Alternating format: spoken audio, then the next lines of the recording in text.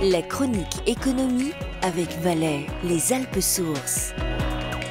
Et c'est Antoine Perruchot qui nous a rejoint sur ce plateau. Bonsoir Antoine. Bonsoir. Alors ce soir, un chiffre 67 millions, le mot fonctionnalité et vous allez nous parler de mobility. Alors effectivement, 67 millions, c'est le chiffre d'affaires d'une entreprise suisse qui a réalisé ça en 2010. Une entreprise suisse qui a misé, il y a déjà cela pas mal d'années, à la fin des années 80, elle a misé sur l'autopartage ou le covoiturage. Ils ont aujourd'hui un chiffre d'affaires qui a une forte progression et un bénéfice qui a une très forte progression en 2010, plus de 20%. Donc pourquoi mettre en avant ce succès? D'une part, c'est pour rendre hommage à ces entrepreneurs qui, à la fin des années 80, ont été à contre-courant. Hein. On les prenait pour des doux rêveurs, des écolos alternatifs. Et puis aussi pour mettre en avant, aujourd'hui on parle beaucoup de nouveau d'écologie et d'économie. Et finalement ici on voit qu'avec Mobility, avec le succès de cette entreprise qui dégage des bénéfices de près de 2 millions, on arrive à concilier des performances financières et puis des performances écologiques. Parce que le partage, on a estimé en 2010 que le partage de véhicules ou le partage de vélos a par exemple contribué à réduire les émissions de CO2 pour plus de 50 000 tonnes uniquement sur l'année 2010. Donc conciliation performance écologique, performance économique. Très bien. Alors, est-ce que vous allez nous expliquer les facteurs de ce succès? Alors, pourquoi finalement Mobility fonctionne si bien, près de 70 millions de chiffre d'affaires? Il y a 3 critères. D'une part, ils ont, à la base, vous avez une petite voiture. Hein.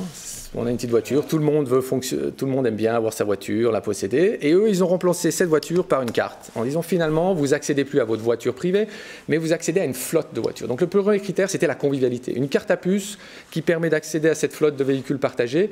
Un système de réservation online. Le deuxième critère, c'est d'avoir complété cette carte rouge par une carte bleue pour prendre le train, une carte grise pour prendre le vélo. Et finalement, qu'est-ce que vous avez? Vous avez une économie de la fonctionnalité. Ça veut dire quoi? Vous achetez plus ce véhicule, mais vous achetez la fonction « je me déplace ».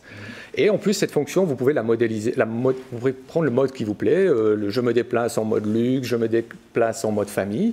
Donc, vous avez une économie de la fonctionnalité. Et vous pouvez encore compléter avec des partenaires pour la distribution, des grands détaillants. Vous pouvez compléter en jaune, c'est joli, avec un partenaire pour le paiement.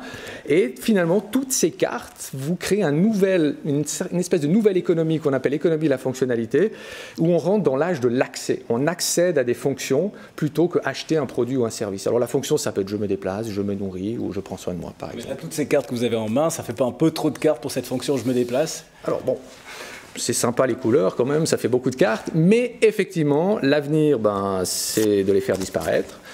Déjà, d'en avoir plus qu'une, ce serait bien. Une seule carte qui nous donne accès au paiement, qui nous donne accès à ma voiture, à mon vélo partagé. On connaît bien sûr VéloPass qui a été lancé par des Valaisans. Et bien sûr, l'avenir, c'est de faire disparaître toutes ces cartes dans votre smartphone. Ces cartes sont dans votre smartphone et vous allez avoir le petit bouton, la fonction « Je me déplace ». Et là, on aura atteint finalement un objectif que tout le monde aimerait avoir, c'est cette espèce d'intuition entre la technologie et l'homme, enfin l'homme au sens être humain, où finalement cette relation entre la technologie et l'être humain devient intuitive, transparente, intelligente.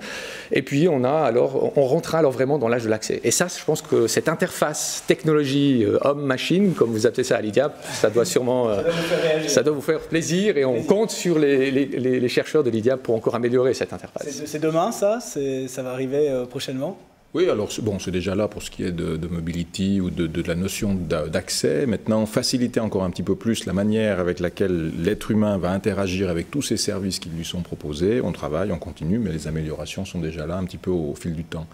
Le téléphone, le smartphone comme moyen de paiement, moyen d'accès, moyen d'identification, on y est. On peut déjà, pour ceux qui ont un iPhone, télécharger l'application de l'IDIAP qui permet de faire la reconnaissance du visage sur l'iPhone. Essayez, c'est très joli, ça marche très très bien. Et un petit coup de pub, donc c'est très bien. Faites-le.